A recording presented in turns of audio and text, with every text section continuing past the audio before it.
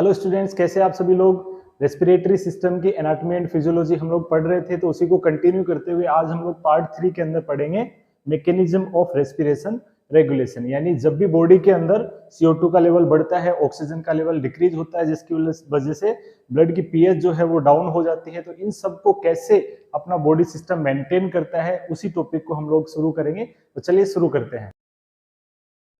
तो हम लोग बात करते हैं कि मैकेनिज्म ऑफ रेस्पिरेशन रेगुलेशन कैसे होता है, रेस्पिरेशन को मैनेज कैसे किया जाता है। किसी भी फिजियोलॉजिकल या पैथोलॉजिकल कंडीशन की वजह से अगर बॉडी के अंदर CO2 का कंसंट्रेशन बढ़ रहा है, जिसे हम लोग partial pressure of carbon dioxide बोलते हैं, वो बढ़ रहा है, या फिर partial pressure of oxygen decrease हो रहा है, इनकी वजह से चूंकि CO2 का लेवल एसिडिक होता है तो पीएच जो है कम होने लग जाती है, एसिडिक पीएच होने लग जाती है ब्लड की। तो इस सभी कंडीशन को नॉर्मल कैसे किया जाता है बॉडी के द्वारा, वो ही कहलाता है मैकेनिज्म ऑफ रेस्पिरेशन रेगुलेशन। और याद रहे कि हम लोग ऑलरेडी बात कर चुके हैं, CO2 जो है partial pressure of carbon dioxide, जिसे हम लोग PaCO2 के नाम से जानते हैं, जिसका नॉर्मल अमाउंट होता है 35 से 45 mm ऑफ Hg। ऐसे ही ऑक्सीजन का लेवल जो है partial pressure of oxygen, arterial oxygen का प्रेशर नापा जाता है, जिसे हम लोग PaO2 बोलते हैं, उसका नॉर्मल लेवल होता है 80 से लेके 100 mm ऑफ Hg। और ब्लड का जो पीएच होता है वो होता है 7.35 से 7.45 पीएच होता है। ठीक है, तो इन सभी का एनालिसिस हम लोग जो है एबीजी एनालिसिस के द्वारा करते हैं, और एबीजी एनालिसिस पे मैंने डिटेल वीडियो बना रखा है, तो वो वीडियो आप लोग जा करके देख लेना। ठीक है, तो अब अपना बॉडी सिस्टम कैसे रेगुलेट करता है इन एबनॉर्मल वैल्यूज को, उसी मैकेनिज्म को हम लोग पढ़ने वाले हैं। तो इसको मैनेज करने के लिए बॉडी सिस्टम में दो सिस्टम पाए जाते हैं। पहला होता है रेस्पिरेटरी सेंटर या फिर CNS रेगुलेशन, यानी सेंट्रल जो अपना सेंट्रल नर्वस सिस्टम होता है, ब्रेन होता है, उसको कैसे रेगुलेट करता है वो भी पढ़ेंगे। दूसरा केमिकल रेगुलेशन, यानी कीमो रिसेप्टर्स के द्वारा, ठीक है, कीमो रिसेप्टर्स पाए जाते हैं, इन केमिकल्स रिसेप्टर के द्वारा कैसे इन चीजों को सेंस किया जाता है और कैसे अपना बॉडी सिस्टम इसको रेगुलेट करता है, वो दोनों हम लोग पढ़ेंगे। तो सबसे पहले बात करते हैं रेस्पिरेटरी सेंटर्स। ठीक है, तो रेस्पिरेटरी सेंटर्स जो होते हैं CNS यानी सेंट्रल नर्वस सिस्टम यानी ब्रेन के अंदर पाए जाते हैं, जो कि मेनली दो पार्ट में पाए जाते हैं। फर्स्ट होता है पोन्स और सेकंड होता है मेडुला ओब्लोंगेटा। ठीक है, तो ये जो दो पार्ट होते हैं अपने ब्रेन स्टेम के पार्ट होते हैं, mid brain, pons and medulla oblongata. तो पोन्स और मेडुला ओब्लोंगेटा के अंदर रेस्पिरेटरी सेंटर्स पाए जाते हैं। पोन्स के अंदर दो सेंटर पाए जाते हैं, पहला होता है एपन्यूस्टिक सेंटर, दूसरा होता है न्यूमोटैक्सिक सेंटर कहलाता है। ठीक, ऐसे ही मेडुला ओब्लोंगेटा में भी दो सेंटर पाए जाते हैं, पहला होता है इंस्पिरेटरी सेंटर, दूसरा होता है एक्सपिरेटरी सेंटर। अब इनसे क्वेश्चन कैसे आते हैं वो भी हमें याद रखना है, और क्या करते हैं, क्या रोल होता है इनका, वो हमें याद रखना है। अगर आपसे पूछा जाए रेस्पिरेशन की डेप्थ, जितना ब्रीथ हम इन करते हैं और बाहर करते हैं, उस डेप्थ को रेगुलेट करने का काम कौन करता है, तो हमें याद रखना है पोन्स करता है। ठीक है, और अगर हम लोग बात करें रेट ऑफ रेस्पिरेशन, एक मिनट में हम लोग कितनी ब्रीथ इन आउट कर रहे हैं, that is rate of respiration, उसको कौन मैनेज करता है, तो इसका आंसर होता है मेडुला ओब्लोंगेटा। ठीक है, तो कई बार पूछा जाता है क्वेश्चन की डेप्थ ऑफ रेस्पिरेशन कौन मैनेज करता है, पोन्स, और रेट ऑफ रेस्पिरेशन मैनेज कौन करता है, मेडुला ओब्लोंगेटा। अब पोन्स में भी दो सेंटर पाए जाते हैं, apneustic and pneumotaxic. Mainly dominant centre होता है एपन्यूस्टिक, जो कि डेप्थ ऑफ रेस्पिरेशन को रेगुलेट करता है, जबकि न्यूमोटैक्सिक सेंटर है वो समवॉट जो है रेट ऑफ रेस्पिरेशन को कंट्रोल करने का काम करता है। But rate of respiration mainly कौन करता है, मेडुला ओब्लोंगेटा के सेंटर्स करते हैं। यानी पोन्स का मेन काम क्या है, डेप्थ को रेगुलेट करना, यानी कितनी ब्रीथ हम इन ले रहे हैं। ठीक है, अगर हम लोग कम ब्रीथ, सैलो ब्रीथिंग करेंगे तो जाहिर सी बात है ऑक्सीजन का लेवल कम हो जाएगा, CO2 का लेवल बढ़ जाता है। देन मेडुला के अंदर दो सेंटर पाए जाते हैं, इंस्पिरेटरी यानी सांस अंदर लेने वाला सेंटर, और एक्सपिरेटरी यानी सांस छोड़ने वाला सेंटर। नॉर्मल कंडीशन के अंदर केवल जो है इंस्पिरेटरी सेंटर ही काम करता है, एक्सपिरेटरी सेंटर वर्क नहीं करता है। एक्सपिरेटरी सेंटर कब काम करता है, ये भी क्वेश्चन पॉइंट है। नॉर्मल कंडीशन में हम लोग जब ब्रीथ इन आउट कर रहे हैं तो कौन सा सेंटर एक्टिव होता है, इंस्पिरेटरी सेंटर एक्टिव होता है। एक्सपिरेटरी कब होगा, जब हम डिस्निया होगा, डिफिकल्टी इन ब्रीथिंग होगी, या फिर हम बात करते हैं ओनली वाइल फोर्सफुल रेस्पिरेशन, जब हम फोर्सफुल ब्रीथिंग करते हैं, फोर्सफुल हमें ब्रीथ बाहर छोड़ना है, उस केस के अंदर कौन काम करता है, एक्सपिरेटरी सेंटर काम करता है। अदरवाइज कौन काम करेगा, ओनली इंस्पिरेटरी सेंटर ही वर्किंग होता है। तो ये बात हो गई हमने पोन्स और मेडुला ओब्लोंगेटा की। तो ये दोनों सेंटर कहाँ पाए जाते हैं, CNS यानी ब्रेन के अंदर पाए जाते हैं।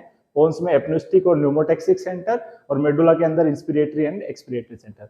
दूसरी चीज रेगुलेट करने का काम करती है रेस्पिरेशन को, वो होती है केमिकल रेगुलेशन, यानी कीमो रिसेप्टर्स पाए जाते हैं। ऐसे रिसेप्टर जो कि केमिकल चेंज को डिटेक्ट करते हैं, आइडेंटिफाई करते हैं। तो वो कौन कौन से होते हैं? ये भी दो टाइप के होते हैं, सेंट्रल कीमोरिसेप्टर जो कि मेडुला ऑब्लोंगेटा में पाए जाते हैं अगेन, और दूसरा पेरिफेरल कीमोरिसेप्टर जो कि अओर्टा और कैरोटिड साइनस के अंदर पाए जाते हैं। अओर्टा जो होती है हार्ट से अराइज होती है, आर्क ऑफ अओर्टा से 3 ब्रांचेज निकलती है, राइट सबक्लेवियन, लेफ्ट सबक्लेवियन, और अपने बात करें नेक से जो जाती है तो नेक के अंदर जो है इंटरनल और एक्सटर्नल कैरोटिड आर्टरी होती है, तो वहीं पे जो है कैरोटिड साइनस पाए जाते हैं जो कि सेंस करते हैं change in PaCO2 and change in PaO2 and PaCO2 को, चेंजेस को डिटेक्ट करते हैं और ब्रेन तक इसके इंपल्सेस को भेज देते हैं। ऐसे ही मेडुला ऑब्लोंगेटा के अंदर सेंट्रल कीमोरिसेप्टर पाए जाते हैं जो कि ब्लड की pH और PaCO2 के चेंजेस को डिटेक्ट करते हैं और डिटेक्ट करके जो है रेस्पिरेशन को रेगुलेट करने का काम करते हैं। कैसे करते हैं वो आगे हम लोग पढ़ेंगे। तो यहाँ पर इनसे दो क्वेश्चन बनते हैं कि सेंट्रल कीमोरिसेप्टर जो है किस चीज से स्टिमुलेट होते हैं, कौन से केमिकल चेंज से स्टिमुलेट होते हैं? That is answer is blood pH। तो मेनली जो ब्लड pH जो है वो सेंट्रल कीमोरिसेप्टर्स जो होते हैं उनको चेंज करते हैं, क्योंकि CO2 का लेवल अगर बढ़ेगा तो CO2 एसिडिक होती है तो pH का लेवल क्या हो जाएगा? कम हो जाता है। तो ब्लड की pH जब भी कम होगी सेंट्रल कीमोरिसेप्टर एक्टिवेट हो जाते हैं, स्टिमुलेट हो जाते हैं और अपना काम स्टार्ट कर देते हैं। दूसरी बात करते हैं पेरिफेरल कीमोरिसेप्टर जो होते हैं जो कि एओर्टा और कैरोटिड आर्टरी के साइनसेस में पाए जाते हैं। ये किससे स्टिमुलेट होते हैं? तो मेनली ये स्टिमुलेट किससे होते हैं? PaO2 से। किससे स्टिमुलेट होते हैं? पार्शियल प्रेशर ऑफ ऑक्सीजन से स्टिमुलेट होते हैं। जैसे पार्शियल प्रेशर ऑफ ऑक्सीजन कम होगा ये स्टिमुलेट हो जाते हैं। सेकेंडरी ये PaCO2 से भी स्टिमुलेट होते हैं, ठीक है। तो मेनली ये PS से सेंट्रल वाले और PaCO2 और O2 से कौन से वाले? पेरिफेरल वाले जो कीमोरिसेप्टर है वो एक्टिवेट हो जाते हैं। तो ये होते हैं दो सेंटर जो कि रेगुलेशन का काम करते हैं। अब हम लोग देखेंगे कि किस तरीके से ये रेगुलेशन किया जाता है। अभी तक हम लोगों ने पढ़ा कि दो टाइप से रेगुलेशन किया जाता है, सेंट्रल रेगुलेशन और कीमोरिस रेगुलेशन, ठीक है। तो सेंट्रल रेगुलेशन में दो सेंटर थे, पोन्स और मेडुला ऑब्लोंगेटा में, जबकि रेगुलेशन के अंदर कीमोरिसेप्टर्स थे जो कि सेंट्रल कीमोरिसेप्टर और पेरिफेरल कीमोरिसेप्टर थे। अब हम लोग बात करेंगे कि कैसे ये मैनेज किया जाता है, किस तरीके से ये जो है सेंटर्स काम करते हैं। तो सबसे पहले हम लोग एक एग्जांपल लेके चलते हैं कि एक ऐसी कंडीशन व्हेन वेंटिलेटर एबनॉर्मल, जब वेंटिलेशन जो है बॉडी का वेंटिलेशन एबनॉर्मल हो जाता है। जैसे कि एक एग्जांपल लिया हमने सेलो ब्रीथिंग करना, यानी कई बार हम लोग अगर डिप्रेस्ड होते हैं या टेंशन में होते हैं तो बॉडी क्या करती है? सेलो ब्रीथिंग करना स्टार्ट कर देती है। तो सेलो ब्रीथिंग यानी हल्की ब्रीथिंग लेना। नॉर्मली हम लोग 500 ml एयर इन करते हैं, 500 ml आउट करते हैं। तो सेलो ब्रीथिंग करते हैं उस केस में क्या होगा? पार्शियल प्रेशर ऑफ ऑक्सीजन जो है वहां पर partial pressure of carbon dioxide जो है वो इंक्रीज हो जाता है, जो कि नॉर्मली 35 से 45 mm ऑफ Hg होता है, तो 45 से अबव होने लग जाता है, क्योंकि CO2 का लेवल बढ़ेगा, क्योंकि CO2 एलिमिनेट नहीं हो रही है।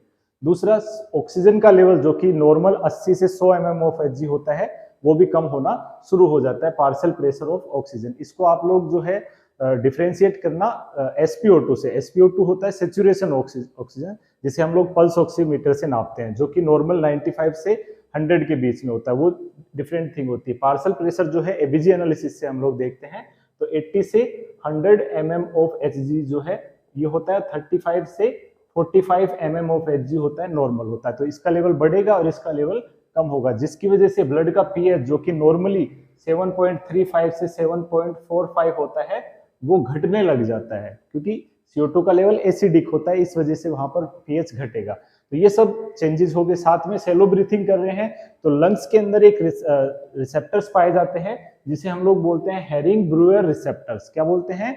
हेरिंग ब्रूअर रिसेप्टर, जिसे स्ट्रेच रिसेप्टर के नाम से भी जाना जाता है। इसे हेरिंग ब्रूअर रिफ्लेक्स बोला जाता है। तो वहां पर चूंकि रेस्पिरेशन सेलो ब्रीथ कर रहे हैं तो वो सेंटर भी क्या हो जाते हैं? लंग्स के अंदर एक्टिवेट हो जाते हैं।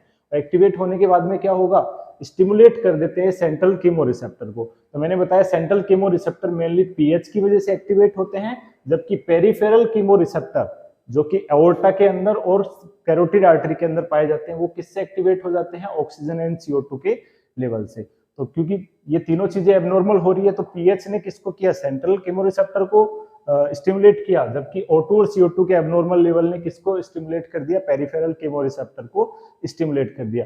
और साथ ही साथ में लंग्स के अंदर जो रिसेप्टर थे, हेरिंग ब्रूअर रिफ्लेक्स जो होता है या रिसेप्टर होते हैं, इंपॉर्टेंट पॉइंट है, याद रखना आप सभी को, क्वेश्चन पॉइंट है, ठीक है, पूछा जाता है।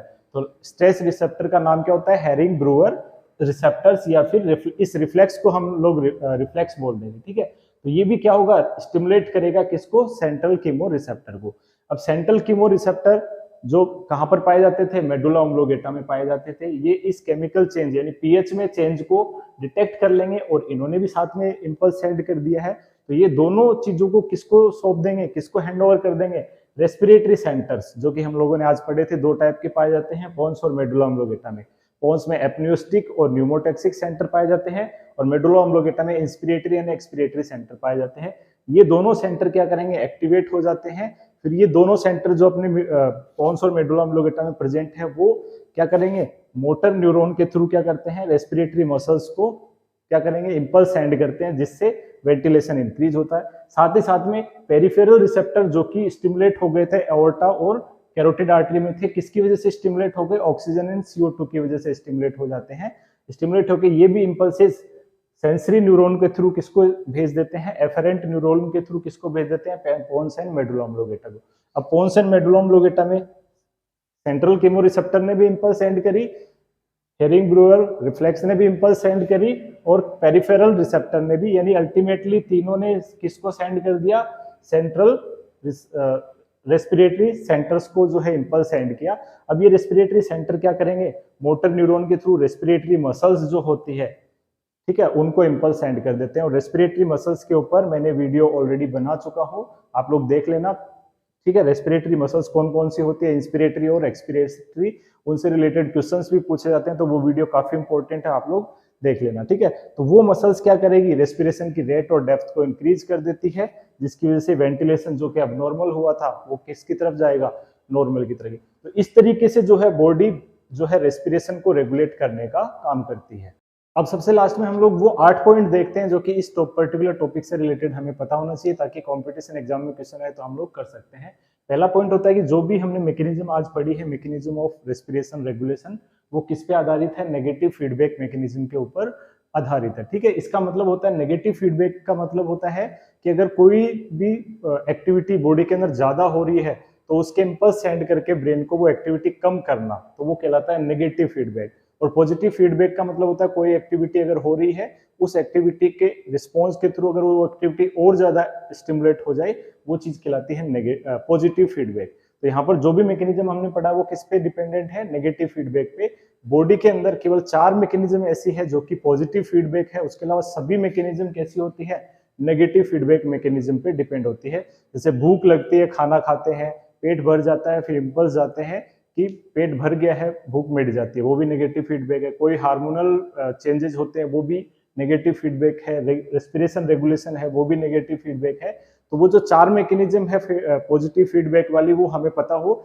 उसके अलावा जब जो भी मैकेनिज्म बॉडी में होती है वो सभी होती है नेगेटिव फीडबैक। तो पहली होती है मिल्क का बनना, यानी जब मदर होती है, बेबी को मिल्क फीड करती है, तो मिल्क का बनना, बेबी जितना मिल्क सक करता है उतना ही पॉजिटिव रिस्पॉन्स जाता है, वो पॉजिटिव फीडबैक मैकेनिज्म होता है। दूसरा मिल्क का एजुकुलेशन, यानी बच्चा जब सक करता है तो मिल्क और ज्यादा एजुकुलेट होता है, ऑक्सीटोसिन की वजह से वो चीज होता है। प्रोलैक्टिन की वजह से सिक्रीशन होता है और ऑक्सीटोसिन की वजह से इजेकुलेशन होता है। तीसरा मैकेनिज्म होता है ब्लड क्लोटिंग। जब ब्लड क्लोटिंग की मैकेनिज्म है, यानी चोट लग जाती है तो वहां पर चोट लगेगी तो ब्लड लॉस होता है, तो वहां पर उतनी ही ज्यादा प्लेटलेट्स आती है, तो वो भी पॉजिटिव फीडबैक मैकेनिज्म कहलाता है। और चौथा होता है लेबर प्रोसेस।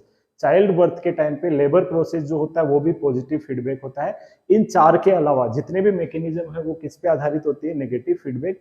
तो रेस्पिरेशन का रेगुलेशन भी कैसे होता है, नेगेटिव फीडबैक मैकेनिज्म से होता है। दूसरा पॉइंट है, हमने आज पढ़ा था कि सेंट्रल कीमो रिसेप्टर पाए जाते हैं जो कि मेडुला में होते हैं, वो ब्लड की पीएच से स्टिमुलेट होते हैं, यानी पीएच लो होगी तो वो स्टिमुलेट हो जाते हैं। दूसरा, पेरिफेरल कीमो रिसेप्टर जो पाए जाते थे, जो कि एओर्टा और कैरोटिड आर्टरी के साइनसेस में पाए जाते थे, वो CO2 और O2, मेनली ऑक्सीजन, ठीक है, प्राइमरीली ऑक्सीजन। तो CO2 और ऑक्सीजन के लेवल से स्टिमुलेट होते हैं, जिसे हम लोग एबीजी एनालिसिस में PaCO2 और PaO2 के रूप में जानते हैं। दूसरा, रेस्पिरेटरी सेंटर्स जो पाए जाते थे, जैसे कि मेडुला ऑब्लोगेटा और पोन्स में एपन्यूस्टिक और न्यूमोटैक्सिक, और मेडुला ऑब्लोगेटा में जो थे इंस्पिरेटरी और एक्सपिरेटरी सेंटर, वो जो है लेवल ऑफ CO2 से स्टिमुलेट होते हैं, यानी बॉडी के अंदर CO2 का लेवल मेंटेन रहेगा तो वो स्टिमुलेट रहते हैं, ठीक है। ये पॉइंट भी हमें याद रखना है। नेक्स्ट होता है एबीजी एनालिसिस, जो हम लोग ऑलरेडी एक सेपरेट वीडियो इस पे मैं बना चुका हूँ, लिंक डिस्क्रिप्शन में दे दूंगा, तो आप लोग वो वीडियो देख लेना। तो इससे हम लोग 4 चीजें देखते हैं, PaO2, PaCO2, ब्लड पीएच और बाइकार्बोनेट आयन।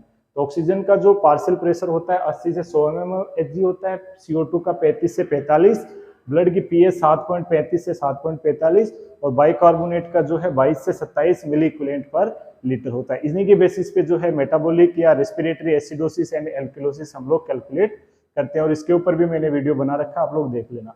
नेक्स्ट छठा पॉइंट है कि रेट ऑफ रेस्पिरेशन जो है रेगुलेट करने का काम करता है मेडुला के सेंटर, इंस्पिरेटरी और एक्सपिरेटरी सेंटर जो है काम करते हैं, जबकि डेप्थ ऑफ रेस्पिरेशन है उसको कौन मेंटेन करते हैं, पोन्स मेंटेन करता है, ठीक है। नेक्स्ट एक्सपिरेटरी, मेडुला में 2 सेंटर थे, इंस्पिरेटरी और एक्सपिरेटरी। नॉर्मल केसेस में इंस्पिरेटरी सेंटर ही एक्टिव होता है, एक्सपिरेटरी सेंटर एक्टिव नहीं होता है। एक्सपिरेटरी सेंटर कब एक्टिव होता है, ओनली व्हेन एक्टिव और फोर्सफुल रेस्पिरेशन, जब पर्सन फोर्सफुल एक्सपिरेशन कर रहा है, बाहर सांस फोर्सफुली छोड़ रहा है या फिर डिस्निया हो रहा है, उस केस के अंदर ही जो है एक्सपिरेटरी सेंटर स्टिमुलेट होते हैं, अदरवाइज ये एक्टिवेट नहीं होते हैं। नेक्स्ट पॉइंट है स्ट्रेस रिसेप्टर जो लंग्स में पाए जाते हैं वो कौन सा रिफ्लेक्स जनरेट करते हैं, तो हेरिंग ब्रूअर रिफ्लेक्स वो जनरेट करते हैं। तो ये क्वेश्चन पॉइंट होता है। तो ये 8 पॉइंट जो है इस टॉपिक से रिलेटेड थे जो कि हमें पता होना चाहिए।